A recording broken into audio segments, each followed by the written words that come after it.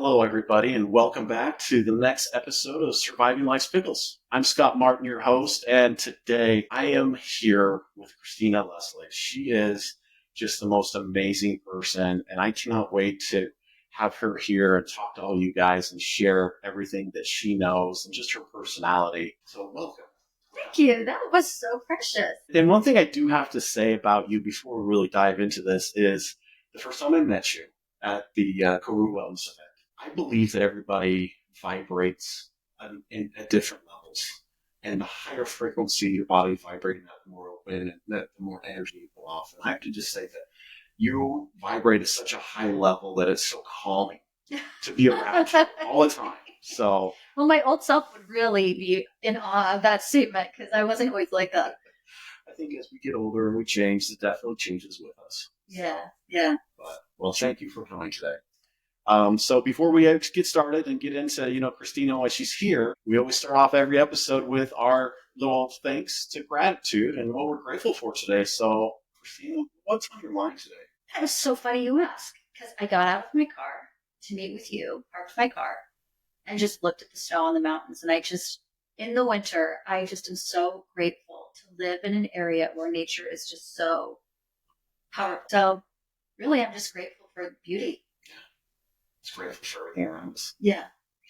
Well, so I have a little story about my grateful today. I don't want to take up too much time with it, but this happened to me yesterday, and it's so impactful to me and meant so much to me that I just felt I need to share it with everybody. So I'm grateful for Raymond. And let me tell you about Raymond. Raymond is a homeless guy that I met yesterday. Mm. I pulled into the Maverick, the one of the mountain, grab a drink really fast, and before I had to run into an appointment down the road.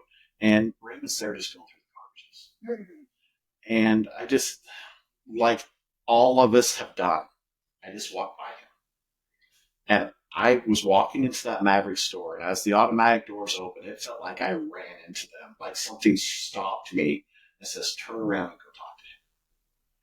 And so I've been a lot more open to those suggestions, and so I listened. And I turned around and I went back and I introduced myself and, just told my name is Scott and asked him how he was doing and if I could help him. And he's just like, man, I'm just so hungry. I haven't eaten taste. And I'm like, all right, well, what do you like? And he's like, I love hot dogs, man. And I go, anything else? He's like, I like pizza too. Anything. He's like, really good. Anything. I'm like, all right, well, have a seat, Raymond. I'm going to go inside and get you a few things to come back. So I went in and, bought him a couple slices of pizza and a few corn dogs, bought him my favorite vitamin water because I figured he needed some type of vitamins going in him. And then I bought him my favorite cupcakes on fire. And I took him out to him and I bought a little burrito for myself. I wasn't planning on eating lunch, but I figured, I need to spend some time and hang out with this guy. So I brought his food out to him and said, hey, man, sit down with you, eat lunch with you. And very, very shy. I mean, this guy, you can tell he's been beaten. He's been taken down. Like he's just in a rough spot in life. And so he was very shy, very like, yeah, I guess, didn't really know what to say. But I mean, watching him eat just broke my heart because he enjoyed it so much. Like he hadn't had good food for a long time. And not that Maverick is great food, but that even exemplifies, what kind of spot this guy was in. And so we talked back and forth, and, I tried to get him to open up a little bit, but again, he was really closed off, really quiet, and really, I gave him some information about the I Love You World group, kind of told him we have these meetings, he's welcome to come. I told him about Addict to Athlete, which is another great group around here that he could go in and see. I also told him, let him know about where the homeless shelters was and a few things around that, he could get help with. And he just said, thank you, and thank you. Towards the end, I went to a seminar a few weeks ago, and the seminar was put on by Brandy Vega. She's a local. She runs a nonprofit here that's called Promise to Live. And in Brandy's nonprofit, she has these little coins. I'll pull this out so you can see one, Christina.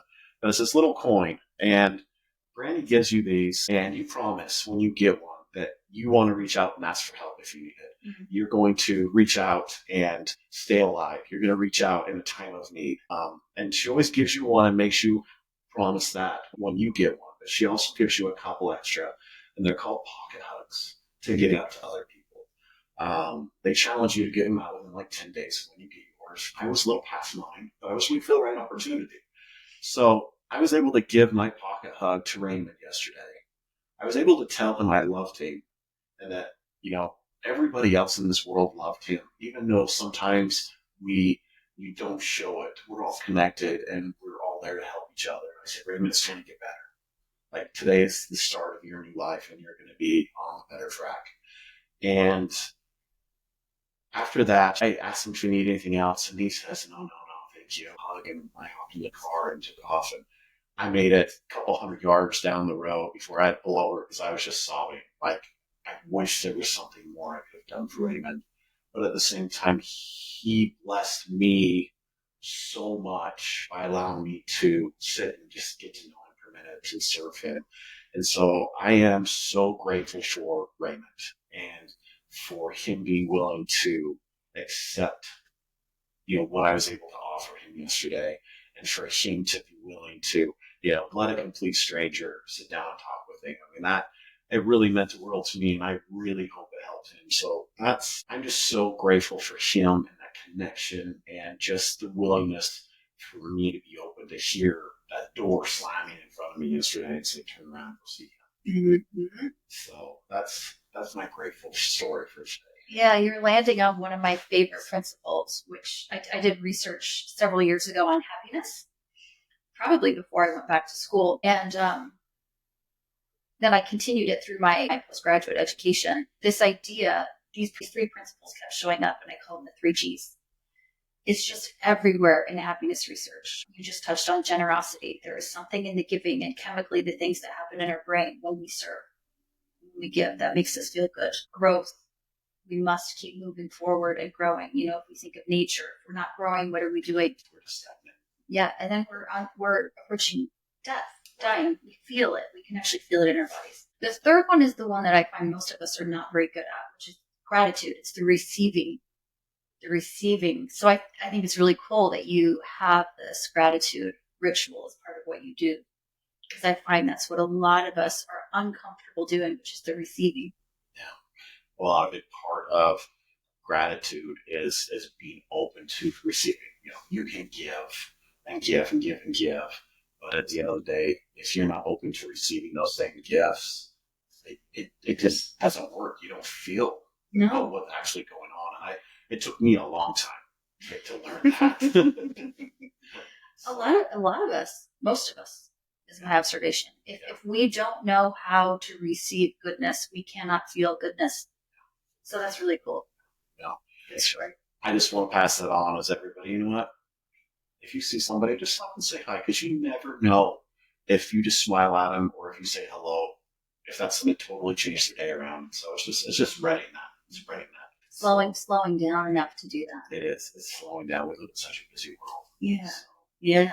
Well, everybody, we're going to kind of dive into the episode now. So Christina is a therapist with Sage Counseling and also Koru Wellness, which is where I met her. And I've asked her here today as part of our divorce series that we're doing here, just providing information to everybody out there about divorce. And, one of the reasons we did do this at this time of the year and, the first quarter of the year is because it's the highest percentage rate of divorces. I really think it's a tribute to everybody just tries to make it through the holidays, and then they just kind of just go for it after that. So that's why I've asked her here today. She has some very amazing experience personally, but also professionally in this. And I kind of let her talk a little bit about history, kind of how she ended up becoming a therapist now, because that wasn't originally, I think, what your career goal was. So we'll kind of talk about that for a minute and then just kind of dive into a lot of these common questions that people have asked us to talk about here as part of this episode. Okay, so out of high school, I went to college, got a bachelor's degree in psychology. I was, about 8 months pregnant when I graduated from college, so I went into parenting real young. And what's real young? So I had my first child when I was almost 22. So it's normal Utah age. Grand scheme, yeah. In retrospect, really young. Yeah. So I also was a little disenfranchised with my selected major at the time. What I found was the further along I got into my psychology education, the practicality of applying it felt, I was too young. It just felt like it didn't suit me. It was very diagnosis related. Um, I did a lot. I learned a lot about addiction back then. And I remember even thinking, okay, that's fine that we can send someone to treatment and they can feel great in treatment. But how effective is it to send them back home to the very environment where the addiction was perpetuated? There's got to be something better addressing the system. And so even at that young, naive age, I was able to pick up on this particular avenue doesn't suit my own philosophies. So anyway, parenting, I was an interior designer for a lot of years. And then life happened and I got kind of a wake up call and my marriage ended. So I understand this topic very, very well. I've been through this. I understand the personal experience, but it was about that time that I needed to get very honest with myself about, can I make a living and support myself doing design work, which is very exhausting and it just was something I thought, I don't know that I could keep doing this. So I decided to go back and get my master's in therapy. I was doing so much my own seeking of mental health. I was taking in so much information and just realized, okay, there are other psychology arenas that will suit me better. So marriage and family therapy was it. So I actually went back to school the year that my divorce was finalized. And now I have, I think, a really great perspective of divorce. I get to talk to people in all areas of divorce. Starting, beginning, ending. Kids, adults, grown children who are 50 just addressing their parents' divorce for the first time in their lives, all of it. Yeah. Well, and not to dive a little bit into it, but I do want you to touch on, because your situation is very, very similar to Jeff and Shay, who was on our episode talking about co-parenting. And you guys are the unicorns when it comes to co-parenting, because it just, you see it in your practice, it just doesn't happen. So, just tell everybody a little bit about that. Because I actually know your partner, personally, and it's just great to see how you guys manage this. I know. I'm lucky. The cool thing is my baby is now 18, and I think my kids have gotten to see, like, hey, we're still a family. We're still going to be connected. We can still be together. And they realize how great that is. Particularly my oldest, she's had a little more life experience, and she sees, like, just because my parents are divorced doesn't mean I don't feel loved and safe and secure. So early on, I realized there were opinions coming out about how a divorce was supposed to look. And I did not want that. Not for me, not for him, and not for our kids. It just felt like people already were thinking they needed to select a side and show their loyalty somewhere. Do you think that brings up a question? Do you think that is because of our social status, how we're perceived through media here in the country? Do you think that has a huge influence about everybody's perception on divorce? Say more about that. I just think that everybody gets this perception about divorce because that's what they see on TV. That's what they see in movies. That's what they hear on the radio is, so-and-so's getting divorced. Somebody did this. Somebody did this. Oh, we hate them. We're on Team Taylor. We're on, or whatever it is. Like, everybody always wants to choose the sides. And I feel like if we took all that out of the media, we talked about how it really could be and how it should be, the co-parenting and working together as a extended family unit. I think it would change the narrative where we would have more situations. Yeah.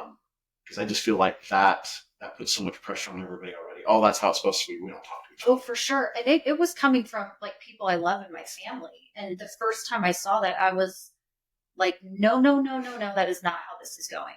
We're not doing it that way. I'm sorry. Yes, I think that is internalized over time. And keep in mind, I am a believer, if we kind of expand our lens, we can understand this a little better. I think the feminist movement shifted how divorce could even potentially happen. I think prior to that time, divorce was just not really feasible. Yeah. We're not far from that time period. We're still in our infancy of this idea of divorce being a more common experience for people. So I think we're still learning how to relationship with divorce. I don't remember. I'd have to pull up the statistics from our couple episodes ago, but I want to say it's over 60%, if I remember right, of migrate marriage ends in divorce. Well, and you know what's funny about that? Think about this. If we have, it fluctuates from year to year, but we still are somewhere around 50% of marriages ending in divorce. That leaves us with another 50% of intact marriages. I'm going to be real with you because I'm a therapist and I see things. How many of those marriages are tainted with infidelity? It's a very high number. It's higher than I think a lot of people recognize. And then that leaves us with whatever percentage of marriage is intact that are at least, loyal. Are they happy? Marriage is tough. It is really hard. And I think the more we talk about the reality of that and divorce, I think the more we can have some compassion about the experience. Well, and I think marriage is looked on as a lot of people jump into it for the wrong reasons. Mm-hmm. I would say that's 50% of the issues. Mm-hmm. I myself fall into that category. I got married when I was 17 because we were having a baby. Mm-hmm. Wrong reasons. Yeah. We were young. We were, we wanted to do the right thing, but was that really the right thing? I mean, hindsight, probably not. But, we didn't know any better, and that's what we were forced to do in our society we live in here in Utah. Oh, well, that's happening after marriage, and so I definitely fall in the category of getting married for the wrong reasons with the right intentions. And I think a lot of people get those confused. Well, this is, I think, a really great question post-divorce. Yeah. If we want to have a future relationship, that is a fantastic question to be asking yourselves. Because, with her, we haven't had much of a relationship. We co-parented pretty decent with the kids. We never fought. We never talked bad about each other. And my oldest that I had with her, they turned out pretty good. And tell me, Dad, you guys did really good, for what you were, because we were really young. But we never really had a relationship outside of that. I actually got really sick in December. She's a nurse. And so she runs a little mobile IV clinic. And so I call her hey, I need some IV treatments for this couple days. The doctor said, this is going to help me. And so I spent a couple hours in a little treatment room with her, just having a conversation. We haven't done that in 10 years, maybe even 15. Yeah. But we were able to talk about some of that stuff. And it was kind of, a little reminiscing, but a little wow, we were stupid. And we both see it. We've both grown up to be fairly decent people. But we were able to talk about some of the things that we did wrong when we were raising the kids and, have that open conversation. Not that we can change anything now, but it was nice to have that conversation and see each other's point of view about some of that stuff. Not a lot of people ever take that opportunity to learn and have that and ask some of those hard questions from their ex-spouse. So, it's interesting that you even say it this way, because I think when we're thinking of divorce, why are we divorcing? I think if we gauge, just as you were kind of talking about, why are we marrying? Actually asking ourselves, why do I want to divorce? Usually it has something to do with I have expectations that are not being fulfilled. Okay, so we need to get real honest with ourselves. And if I were to have one thing be very highlighted in this conversation, it is please be honest with yourself. Yeah. If I look back thinking that I was being honest with myself, I still wasn't being honest with myself way back when I was separated and divorcing. I still was kind of taking a defensive posture. So be freaking honest with yourself. And that's the hardest. That's one of the very hardest things to do. And that leads right into one of the first questions we have is let's talk about that. I want to talk about if somebody comes to you or just, in general, they say, hey, we're having these issues. We think divorce is on the table. Mm-hmm. Is this the right thing? Is this not the right thing? what questions do we need to be asking ourselves and our spouse to decide if we are needing to go down this path, or if, this is something that maybe we can get through and be better out on the other side. So what are those questions? What does that look like? What would you coach somebody coming in and saying, hey, we have an issue, and let's use infidelity as an issue, because that's one of the highest divorce issues anyway. So let's use that. Somebody comes to you and says, somebody cheated, I feel hurt, we're going to get a divorce. Is this the right thing to do? So can I rewind that a little bit? So even before someone gets in my therapy room, I want someone to know what they're needing. So when they call an office, they can be very specific. So if someone listening is finding themselves in this situation, the first thing that might be helpful is you're looking for discernment counseling, which is I need to decide whether I'm going to stay or whether I'm going to go. So a therapist can benefit a lot by knowing that's what the intention is I actually don't know if I should be divorcing or we should be divorcing. Okay, well, we can try to land on an answer sometime. I think correlated with the expectations that might not be fulfilled in the relationship. Infidelity is a specific one. I came in with an expectation. This is actually kind of funny. I came in with an expectation when I married you that you weren't going to cheat on me. Well, I'm going to be really honest as a therapist, and I'm going to say, okay, well, the cheating is just this point in time. But if we rewind and expand the perspective of the relationship, my assumption is this other person felt like they were cheated on, whether it was by work or kids or addiction or whatever it was. I felt like I didn't matter, and I felt like you were choosing something over me. So I think understanding that someone might be at fault right now, but that doesn't mean that I was innocent either. You know what I mean? Right. Well, it's always, so when we talk about infidel specifically, the person who does it is not doing it in spite. Almost never. No.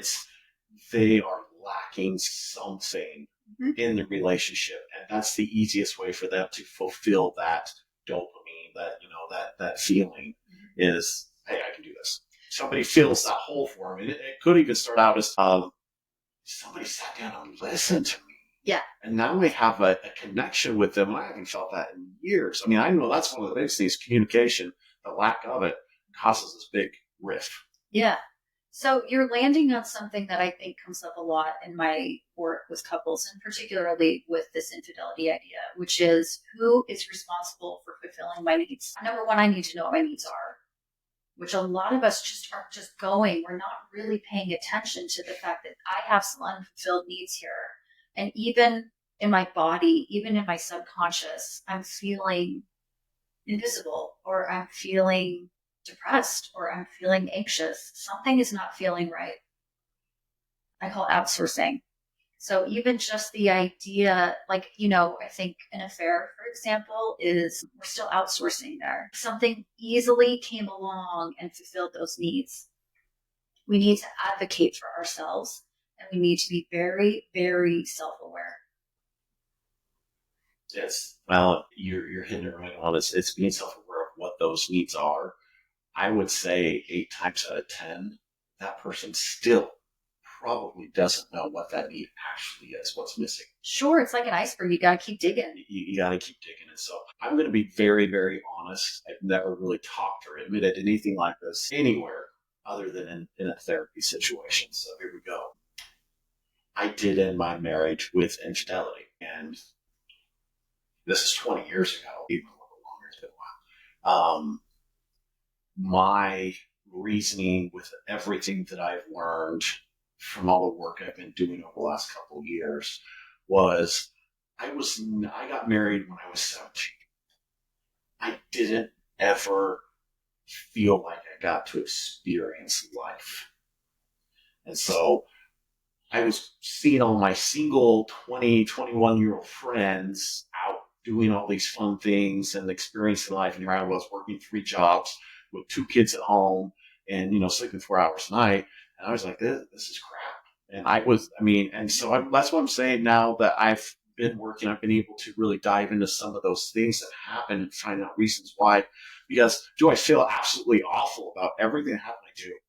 I do. but at the same time, I had to, I guess, go through some of that to find out what I actually needed in life, and at the expense of other people's, Sure. pain, which I do 100% feel bad and can never take those actions back. But I'm hoping by some of the things that I've learned and the values I've now taught into my kids, as I've learned these things, that will, help them not do the same mistakes. For me, that was, now looking back, that was the trigger. That was what was missing. Because I was young, stupid, never got to really experience anything. So I didn't know what real love was. I didn't know what real fun was. I didn't know what it was like to go out with my friends on the weekend. Like, I missed all of that.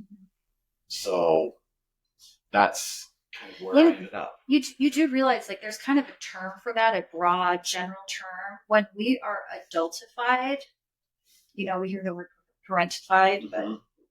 when you start being so grown up so young, it actually kind of deprives us of really experiencing growth. We're living exclusively in our subconscious. There is not a lot of conscious living going on. So it would be very difficult to even understand when you're working multiple jobs, raising a baby, and just still your brain's not all there yet at No. 17. No, definitely not all there. And I was finishing high school. Let's throw that in there. I was doing all of that at the same time. Yeah.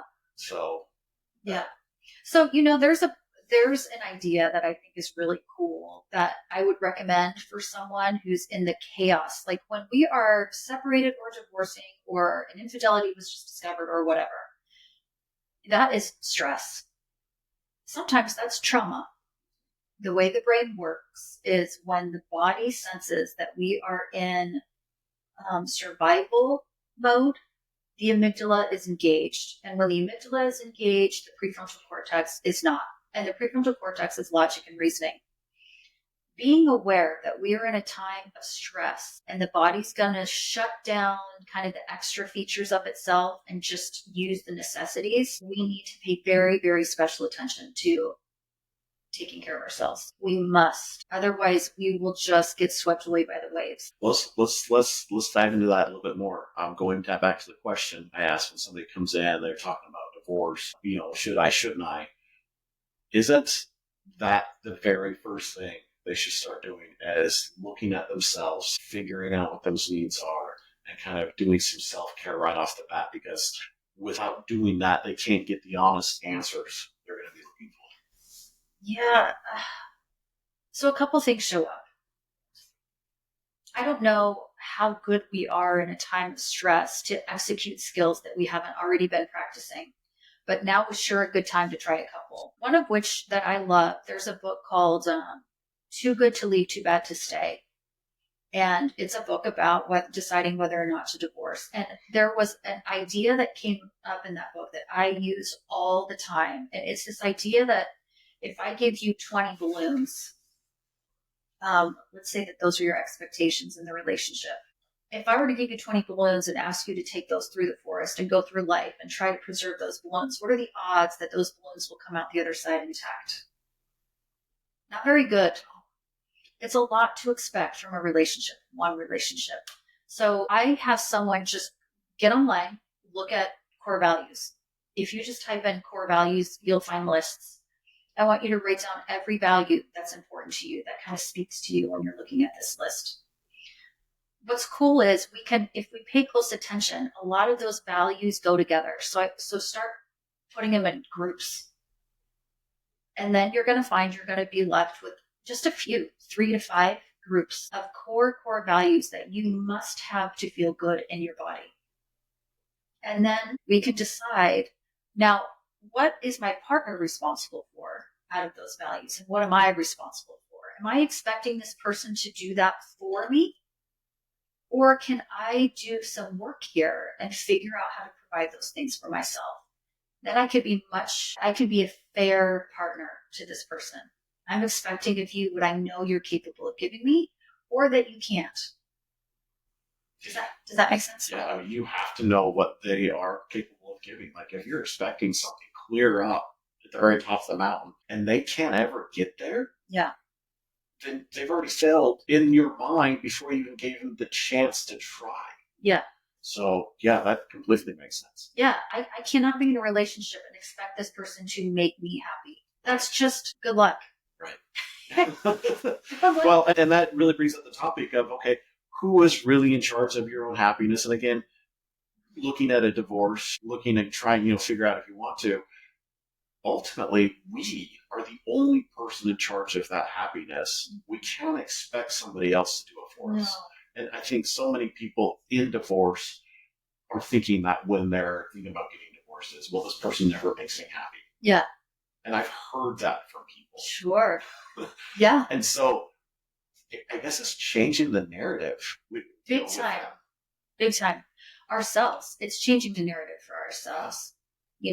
I think it's easy to look to a relationship to think that that's supposed to be doing something for us. But I challenge that way of thinking. The way I experience the idea of partnership and relationship is you're taking care of your deal. I'm taking care of my deal. And we come into this relationship and we play. We nurture. We help each other grow in the areas that we can help them grow. Yeah. The Gottmans are huge researchers on coupling. And one of the things that they'll kind of talk about is interdependence. We're not dependent on one another, but we're not emotionally disengaged and independent of each other. We kind of can rely on each other and take care of ourselves at the same time. And when we're honest with ourselves, how am I doing with that? Am I taking care of myself? What does that actually mean? And if I'm not taking care of myself, am I expecting this person to do it for me? Well, that's not a fair expectation, is it? No. So let's just touch base on that.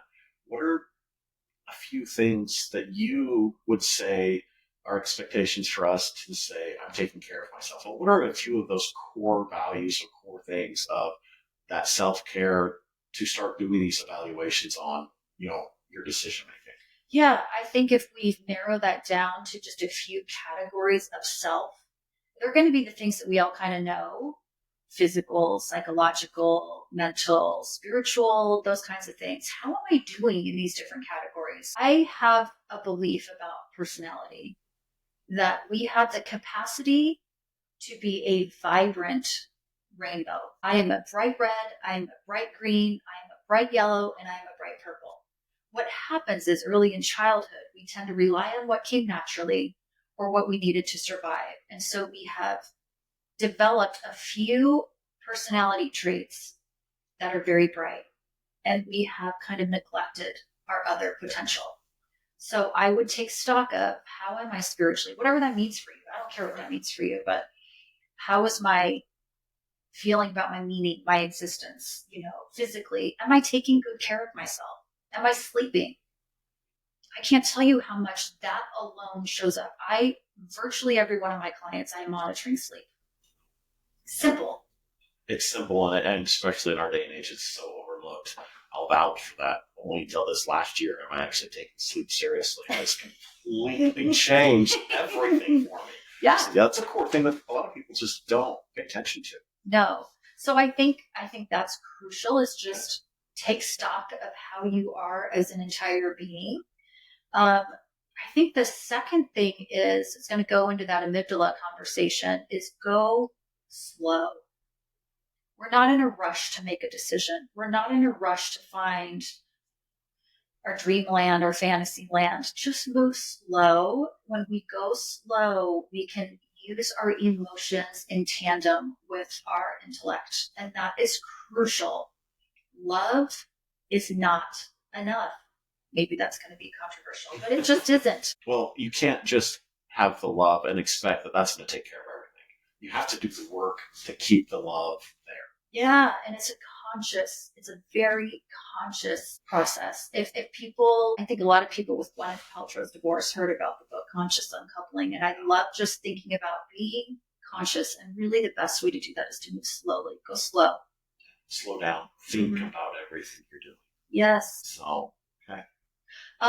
With that, I think something else that's kind of interesting about how the brain works is we're learning. I mean, there are lots of different theories, but we're learning that memory is kind of the storage of stories. Pay attention to the characters that we're painting in this story. Am I painting this person as the enemy and myself as the victim?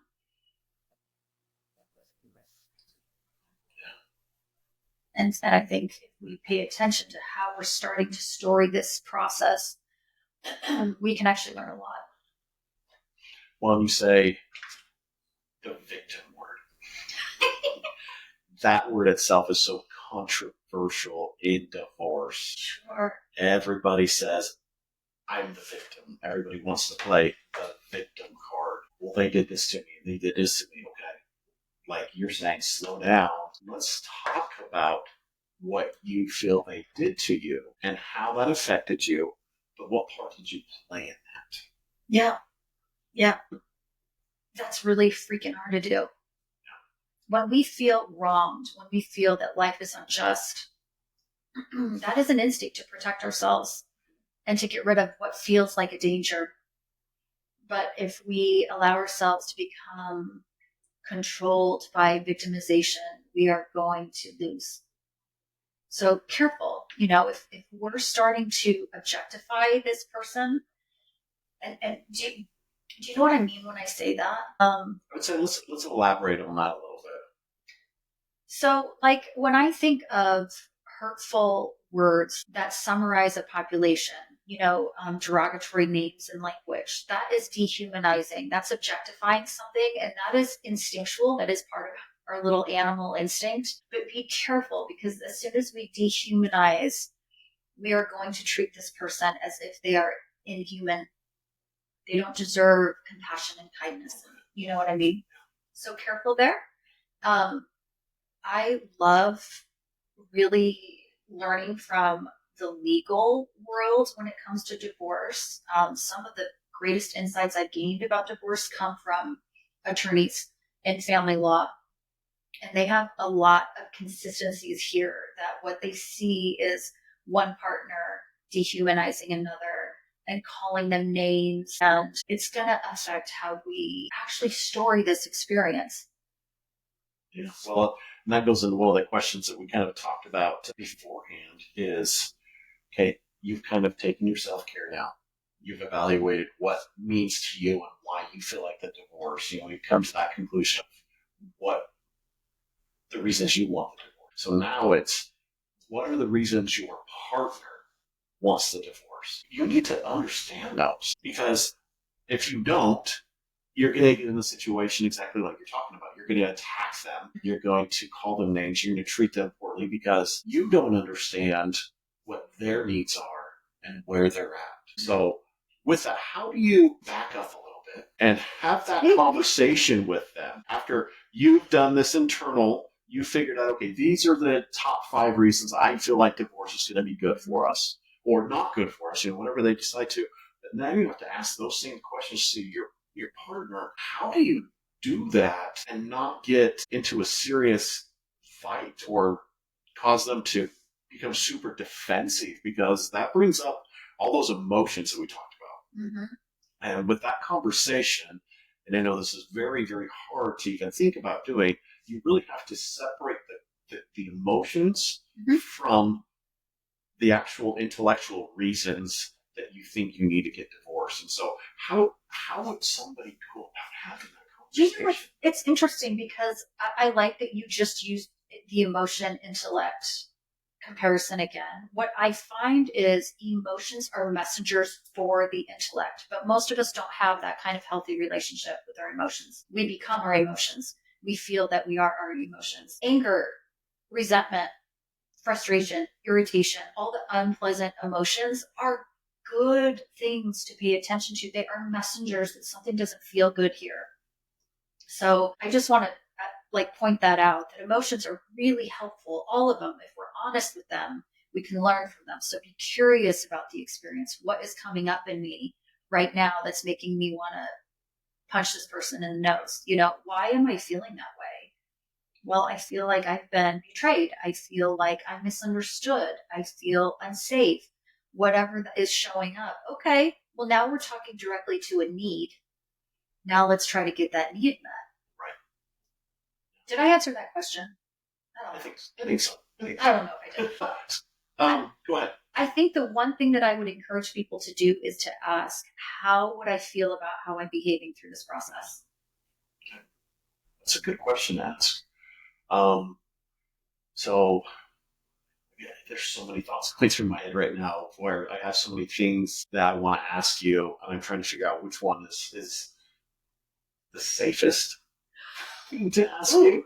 Okay. I'm excited. What is this? So I have been around divorce. I have been part of divorce. My parents were divorced, both of them multiple times, myself multiple times. My sister's been divorced. Like, we have divorce in our family. I mean, it's just how we live. I have seen a very common theme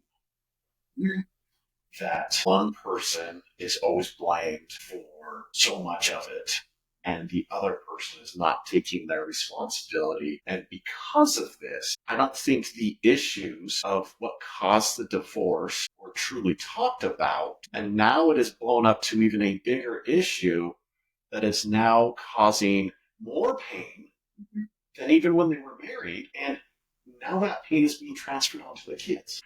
And so I guess the question I have is, again, how does somebody stop if they realize that's going on and they're conscious enough to finally see it? How do you take a step back and ask those questions of yourself first, because you need to know those answers, but then ask that person, hey, this is what I've seen.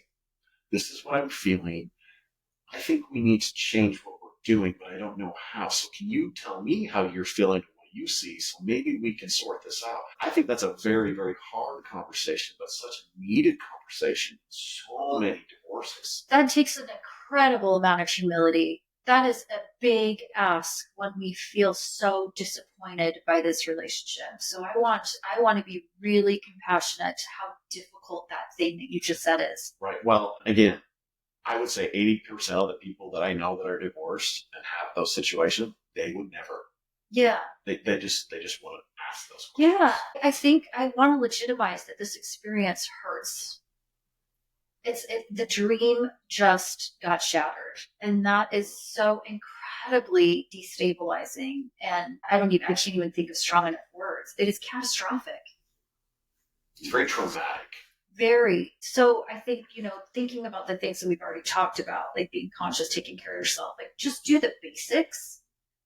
Hopefully other things will fall into place. But if you can have a conversation where you're open to feedback from your partner, I think, like, if I were sitting with a couple in my therapy room and this were coming up and they had like an initial reaction of rejecting the feedback, I would ask, what's happening here?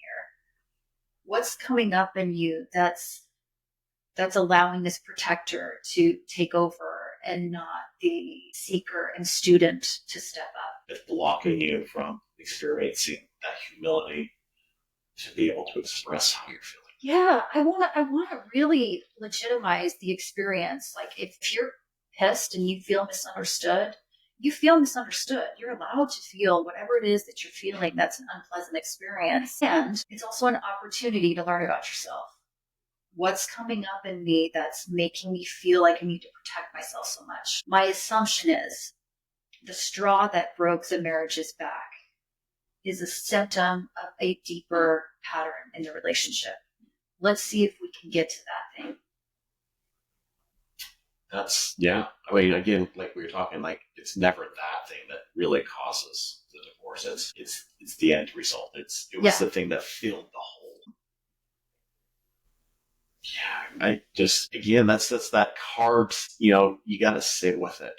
You got to be okay with sitting with yourself and asking yourself those hard questions. And until then, I don't think you could ask those questions to somebody else. No, if we're going to assume the role of the victim to the relationship, I'm going to be real. You will continue to be the victim in the next relationship. Yeah. That was already happening. Yeah, 100%. Well, and that's where we get into the pattern, right? Yeah. I mean, very much. You divorced once, and we were, between 50 and 60% divorce rate. Mm-hmm. The second divorce is 60 to 70. Yeah. And it goes higher every single time. It does. And so it's that pattern. because that person was never willing to sit down with themselves first and ask those questions. Why? Why do I want this? Why did this happen? And figure out the root cause. Yeah. And our unpleasant emotions can teach us a lot in that regard. They really can. Well, I will vouch and I will be very honest here. That is some of the hardest things you'll ever do is ask those hard questions of yourself. And they are very painful. Yeah. They're very, very hard to come to realization of, I caused this pain because, and I caused this pain in myself, but I transferred that pain to somebody else as well. Yeah, there's something really powerful to taking ownership of our own power. It might feel initially like we're giving in and they won. But I love the process where we really realize I get to be in control of my fortune. That's when we can really have a fantastic life. And we go into our subsequent relationships expecting far less from this other person. Now, I'm not saying you can't have standards and you can't get what you need, but it's amazing when we take ownership of our own responsibility for self.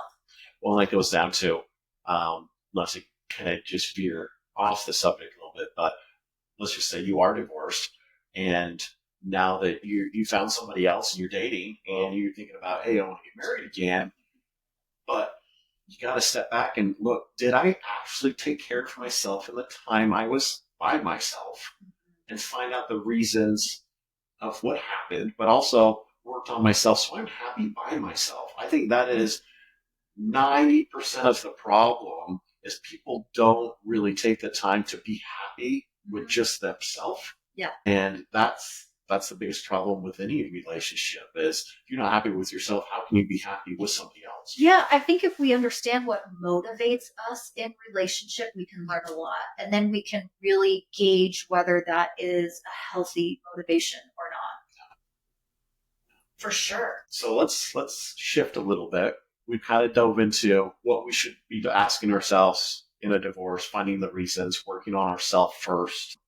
But the next thing is most marriages have children involved. And so if you're not doing this first part we've been discussing of working on yourself, asking these questions about, is this the right thing to do? Why are we doing this?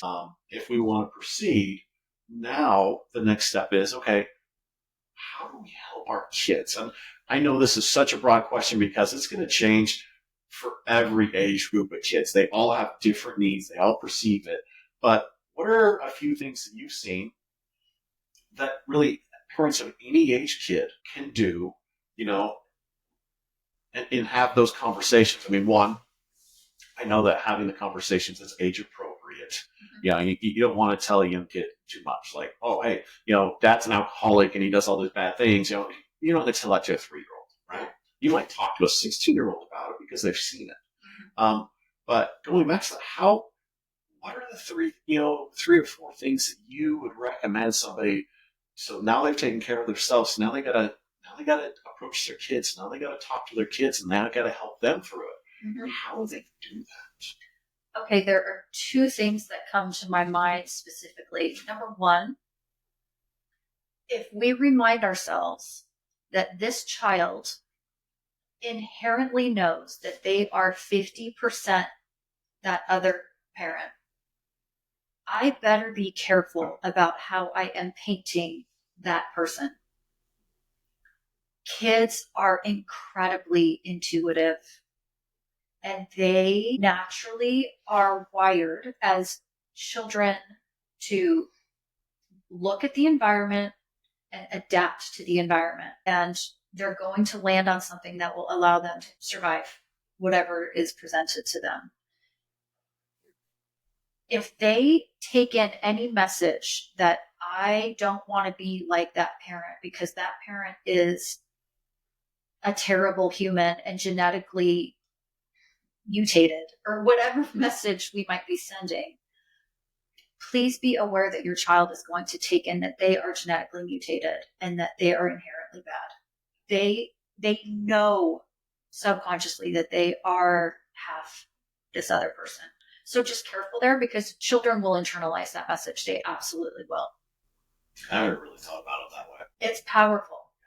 The second thing I would think of is some of the hardest life struggles for people, if not the biggest, is being estranged from a caregiver, a parent.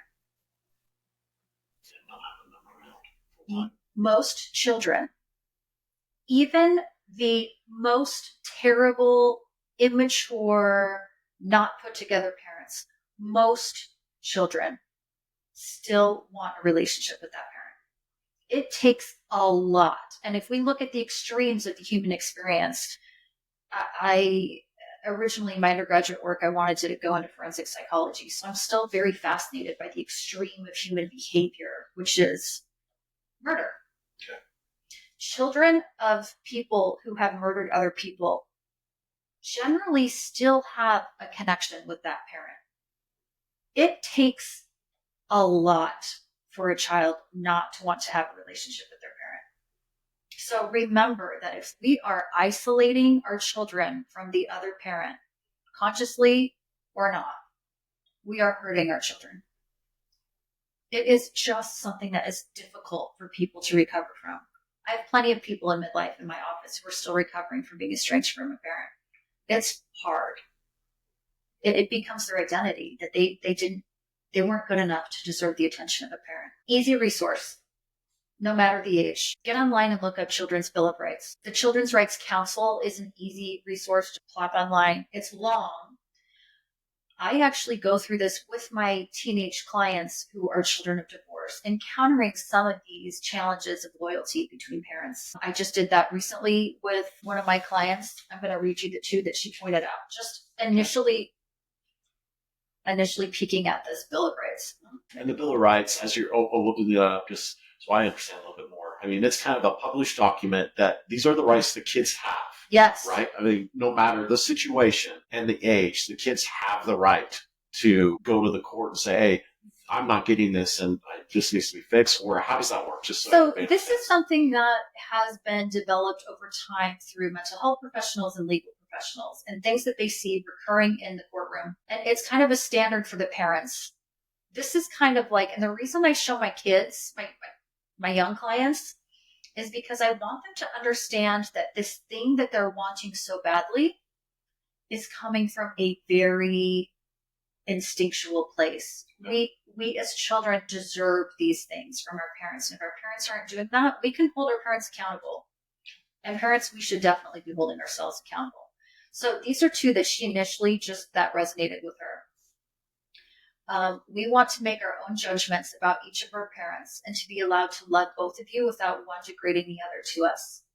The next one, she noticed, it hurts us to be asked or expected to take sides against one of you. It's this kind of stuff that's in this. That's just really, I mean, those two are very, very real.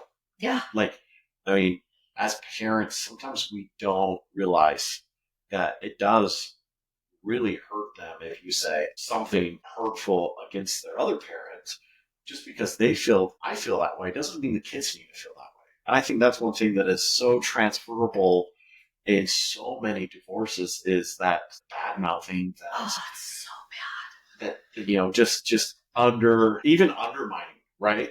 Like in a divorce, we don't live in the same house anymore. So guess what? Dad won't let me do this. I'll let you do it because he won't let you do it, right? I mean, that happens all the time. And we have to be really careful because that does create that narrative. And it does create children who become entitled, believe it or not, entitled and manipulative. Yeah, because they know what they can get from one parent to the other, for sure. I've seen it personally they know what buttons they can push. Even with me and Hillary here, she's stepmom.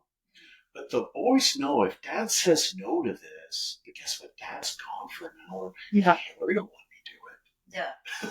Yeah, I think if we recognize that the goal for children, the overall goal is security, emotional and physical security. That means it is predictable. It is reliable. It is comfortable. It is peaceful. It is calm. If we remember as parents who are divorcing or are divorced that the goal for our children is consistent security, then it's kind of the same principle parenting as if we were still married in the same home. We want to be united. We want the message to be clear.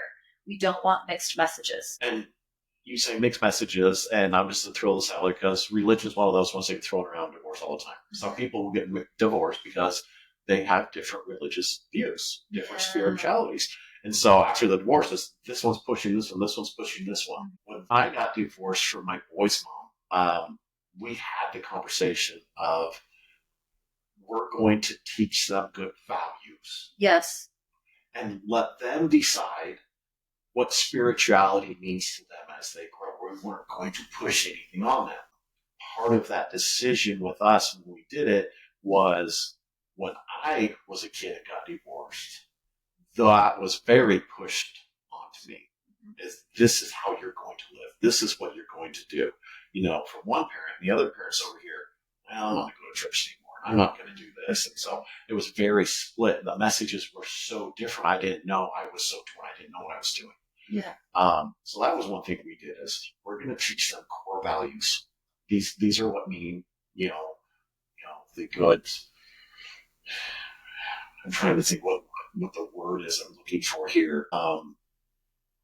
Just really how to be a good human. Morality. The morality of what we expect. And from there, we'll let them explore. And we'll answer the questions as we know or help them find the answers. So we didn't want to push that. And I think that's a very big thing, especially here in Utah, where parents really take that to the extreme of, we're going to push this. And then the other parent leaves the church and says, no, this is horrible. And it turns into a very big situation. Yeah, so you're actually touching on something that would fall under the spirituality category a little bit. But when I think of psychologically as a human, what am I wanting to teach my child? And what we know through everywhere in psychology, mental health, is the idea of autonomy. Children who have a secure environment and are celebrated in their own uniqueness and their own path tend to turn out fairly securely. So just remember, that is important, is the autonomy of the child, age appropriate, right. But we I think as parents kind of take this position, we even call them my child, my kids. Well, the kids they're themselves. Right. They are themselves. Let's remind ourselves. They're not mine.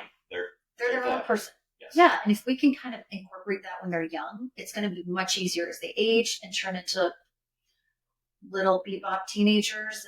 And my oldest is 24, and the way I parent her is totally different than how I parented her when she was 16. Yeah.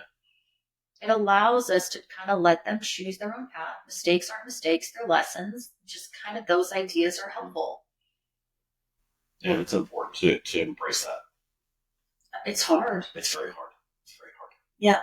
So if you are going through these and you really see that if you're going through a divorce and you see your kids are really struggling, mm-hmm. A real story, somebody you know are going through a divorce right now. Mm-hmm. And the dad is just awestruck for the reason that he just watches his kids cry on the table, on the couch all the time. Mom's not around. And they're just heartbroken. And what advice would you give to them in that situation? Because, he feels the pain and he sees it, but just really is very lost on how to help them in that situation because he can't fix it. He's not going to bring mom back. They made the decision it's best for everybody. So that's not going to change the situation. But what's the advice? What would they do in that situation to really comfort or get the kids some help so they can understand it better? Yeah, I'm really glad you actually asked me that because I hadn't thought about it in this way until just now. But divorce is loss. It is grief. So what you just described to me in that language was to me, a very obvious sign of grieving. And if we can do a little bit of research into what helps grief and grieving, as a therapist, my training has taught me, my experience has taught me to be there in the emotion that's showing up in that moment. Grief to me is a freaking washing machine. It is not linear. It is all over the place. It bounces to and fro. It is pinball. And we just be present, go slow, but be present with every emotion as it surfaces. Anger, acceptance. Sometimes, like one day, we're going to feel like, okay, I think I got this. And then we wake up the next day and we feel like we just got hit by a truck again. You know? Yeah. And grief affects everybody in a different way. So I've never really thought about it. I think I've heard that before, but never really clicked. So yeah, that's really good advice, is treat it as a loss. I mean, because it is. Mhm. That person is not there. That person is not around. And you have to figure out how to live life differently. Yeah. Even if we have both parents, but we have different homes. Yeah. You know, we lost a single home way of living, and we lost the dream, or we lost family vacations. We lost Sunday dinners. There is a ton of loss in the experience of divorce for ourselves as the adults and for the children. But yeah, I think that's really cool that you just said it. However it was that you just said it, it clicked in me. It's grief. And I mean, like I said, I think I've heard that before, but never clicked either. That's a great way. So that being said, if you have a kid that is really, really struggling, like they just are, would you seek them out more of a grief counselor to help them with the situation because that's what they're trained in? Or would it be interviewing a therapist or a couple therapists to find out which one's going to give them the best fit? Yeah, I think if it's for your children, you want a therapist who specializes in work with children. You want them to be doing this on a regular basis, and they've kind of seen the various shades of this experience, and they're familiar with what's going on. There are wonderful resources out there that are free for kids. You know, if we're actually worried about our child's mental health, but they don't want to go to therapy, there are a couple things I think of. Number one, I'm trained in systemic thinking. I want to get multiple people in my office together and have this conversation together, because this problem isn't unique to one person. It involves multiple. It's the whole group. So the more of the group we can get in, the better the picture we have, and we're addressing what's really going on. But there is an app called Safe Utah for teenagers that they can just use on their phones, and that they can text with somebody. There are warm lines, crisis lines. I think bringing our children joy amongst the grief can be really powerful, because because this is hard and scary and different doesn't mean we can't still laugh and be happy. You know, like let's experience all the emotions, not just a couple of them. Let's elaborate on that. We talked about being grateful and how being grateful brings joy to your life. Mm-hmm. So this would be a good time to really explore that with your children and teach them how to be grateful. When you agree. Yeah. I think if I were to have that conversation, like I'm just picturing myself sitting in my room with a teenager having this conversation, they'd be like, God, don't tell me to do a gratitude journal. So you might have to get really creative as parents in order to do that. But the more we can show them, because gratitude is really this half glass full versus half glass empty kind of concept. It's not either or, it's both. It's both. I'm losing something, and there are things that are staying the same. So we've talked about gratitude a lot on the show, but I think maybe talking to the kids about the difference between actual being grateful and having pure gratitude versus just being thankful could be a conversation, because they can be thankful that, hey, I'm thankful I still have both my parents. I'm thankful I have a house. I'm thankful for this, but those things don't necessarily transfer over to being really grateful. Like they need to think about those things that are still meaningful. I'm super grateful I still have this amazing relationship with both my parents. Yeah. I'm super grateful that I still get to spend the time and develop these memories with both my parents. Like I think that might be something that you can explore a little bit, no matter what age, because really by age 4 or 5, they're kind of understanding this. You can have age-appropriate conversations about this with them. Of, hey, you know what? Be really grateful, because guess what? You and mom and me, we all get to go out to dinner for your birthday still. Yeah. We can get along for an hour. We can do that. So those are, I think, things you need to start emphasizing with the kids. Yeah. Yeah. I would validate what's showing up first. My dad called it eating worms. I was such a good worm eater when I was a kid. So let's let them eat some worms, and let's let them be seen in the disappointment and the anger and whatever it is that's showing up, let's validate that. Let's be curious about that. What does that feel like for you? Tell me about that. How am I contributing to that? Let's be really humble here. And then, I think the more we talk about our own experience with all of those emotions, it can take us to this place of gratitude and looking at the positive that still exists while the negative is showing up. It's not either or. It's not all bad and it's not all good right now. You're right. It's all of it. It is. You're experiencing all of it at the same time. Yeah. Well, I really think we've really hit a lot of these points that everybody was kind of interested in as I was talking, but let's just kind of run down a little bit. You've talked about a few resources. One thing I do want to throw out is if you go on the Utah State website, there are a lot of programs that are free for people. There are programs for blended families. You can actually go out and do activities to learn how to work together as blended families. There are seminars, courses that the state provides for free all over the state. Yeah. Another one is they do divorce classes where the parents are going over here and listening to a speaker for an hour while the kids are over playing in a playful area, but learning skills at the same time.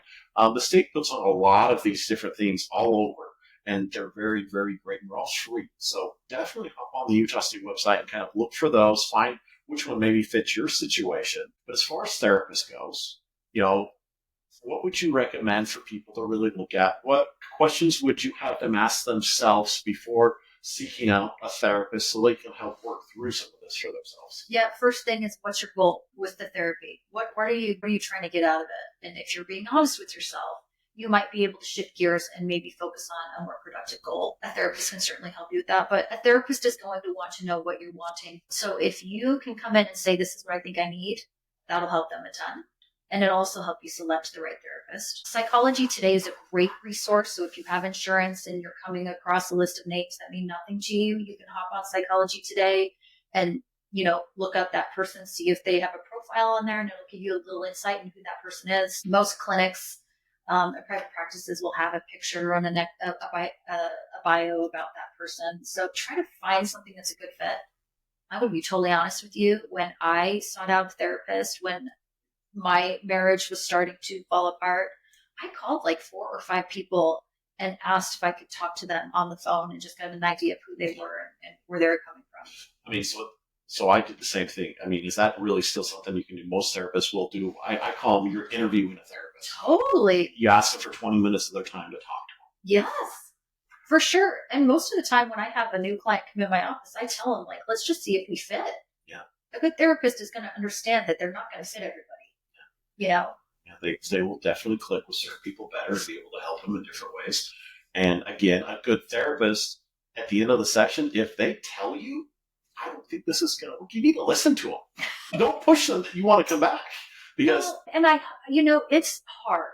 I think I've encountered a lot of people personally and professionally who it didn't fit. That first meeting didn't fit, or the first couple sessions didn't fit, and they just are like, I don't want to start all over and tell my whole story again to somebody. So I would encourage you to be your own best advocate and don't stop. Find something that will fit, because you probably will.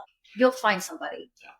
I mean, I've been to a lot of different therapists and clinic and groups and things over the years. And in reality, in the 44 years I've been live, I found 2 that I worked with very, very well. Yeah. And that's a lot of interviewing. That's a lot of telling my story. That's a lot of going through it. But yeah, I found 2 that really I clicked with and understood, that I felt like I could be the most honest with, truthful, because that is the biggest component. Yeah, and it's an energy. It is an energy. You do have to have that energy that you are able to kind of interconnect in that human connection in that way. Yeah. So I would also say, so therapy is fantastic, all kinds. You can do discernment counseling, you can do couples therapy and try to preserve the marriage, or, last ditch efforts. You can do family therapy. You can do all kinds of things to try to cater to whatever your needs are as an individual or as a family. But there are also tons of great resources out there that are online, podcasts, those kinds of things that I encourage. It's funny because I'm thinking, how many of my clients would get on to Utah's website and look at the resources? Very few. Yeah, not a lot of people would. So I say just start with what's easily accessible at home, that's in your safe zone, and just start there. Like if you do listen to podcasts, search one out. Yeah. Find, search divorce, search therapy, search something with that topic, and stuff will pop up. Yeah. Yeah. So yeah, that's a good resource. We did list a couple books that you had sent over to me as well. Do you want to hit those really fast? Just those books that you recommend, and we will put them in the information on this episode as well. But let's just talk about those really quick again. Yeah, Conscious Uncoupling is one. Do not ask me authors' names. I have an ADHD brain. That's a lot for me to remember. So the book titles I do remember. So Conscious Uncoupling, I think, is a good, relatable, someone who's been through this and has a good co-parenting relationship. Too Good to Leave, Too Bad to Stay.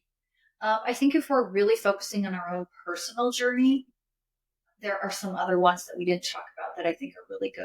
Okay. I think The Four Agreements is easy, simple. It's not too complicated. That's great. The Untethered Soul is a fantastic book about experiencing ourselves and our emotions as an observer. And it's really teaching us how to be mindful. I think that's a powerful book. I think Esther Perel is a fascinating therapist who talks about relationships. I think it's great if we're considering divorce. I think it's great post-divorce. She has a brilliant human. She's a great resource. The Gottmans, again, from the clinical world, have done a lot of research, a lot of longitudinal research that teaches us a lot about what tends to work and what tends not to work. Okay. Well, and one thing I'll throw out there too is find a support group. I know that a support group. Oh, I don't want to go sit and talk to all my mom. But I will tell you from personal experience that if you can just find, it doesn't have to be a divorce support group. It doesn't have to be an AA group. Just go find something that with a group of guys or a group of women or a group of couples that are sitting down and just discussing. Because I'll tell you what, even if you don't want to share anything, if you go there, you sit there and you listen to them, all of a sudden you're like, well, we're not doing ones. Yeah. You can learn from their experience. You don't have to talk, but eventually you'll want to. Yeah. I mean, it just kind of happens. And so I encourage people to find some support groups. Either do it together as a couple if you feel like that's the right thing. Do it just as a guy or just as a woman. Find one that fits you and just go be around people that are struggling with the same thing.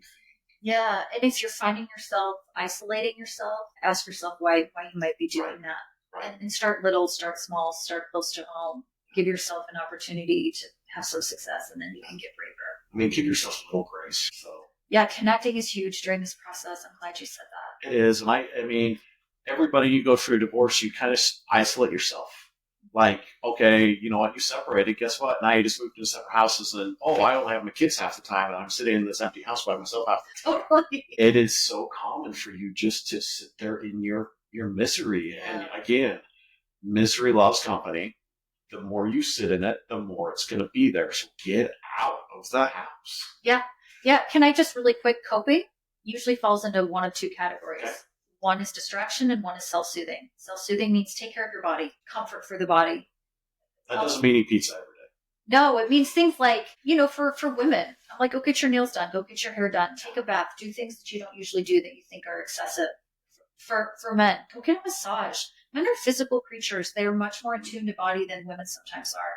Take care of the body. And then distraction. That doesn't mean live in distraction, but it means if you are overwhelmed or flooded with the misery or the grief or whatever it is, do something that's going to take you out of that for a bit. You can't stay there all the time. I mean, be physically active. There's so many studies, and we've had people on the podcast talking about this. There's so many studies that if you're physically active, it actually shuts down that part of your brain for a minute so you can focus on that. And it creates endorphins. It creates dopamine. It does all this thing that makes you feel better. Yeah. Yeah. So that's a big one too. So, I love this topic so much. This has been great. I'm so grateful you invited me to do this. I love talking about this. It's kind of a taboo kind of in our culture, and it just shouldn't be. It really is, and everybody thinks divorce is so bad. I mean, sometimes it is sitting down asking the question, is divorce going to be better for me personally? Is divorce going to be better for me and my kids? And is divorce going to be better for me, my kids, and my spouse? Yeah. Those are the three questions you really need to ask in that order, because it needs to be yourself first.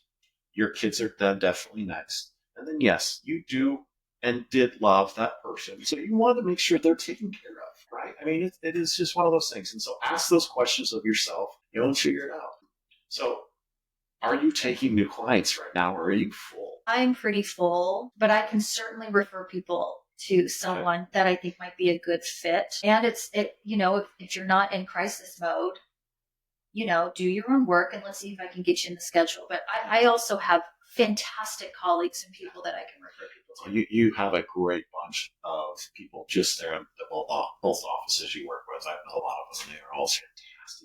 Yeah. Our owners do a great job. Yes, they do. So we will make sure and post all your information in the episode information here. But again, Christina Leslie, she works for Koru Wellness, which they do ketamine assisted therapy. That is another topic we'll talk about on here multiple times. You guys will hear that. And then you also work for Sage Family Counseling. So reach out, look her up at Sage. They do take all the insurances, all that stuff, and they have other great people there as well. So everybody, thank you so much for tuning in. I hope that we answered some of the questions out there that have been asked. I hope that the information has been useful for you. Please comment. Again, please share with all your friends and family. That is how we can continue to do this and provide this out for everybody. We really love and appreciate everyone. Thank you for tuning in. Christina, thank you for an amazing episode. My pleasure. Thank you. Everybody, have a fantastic day.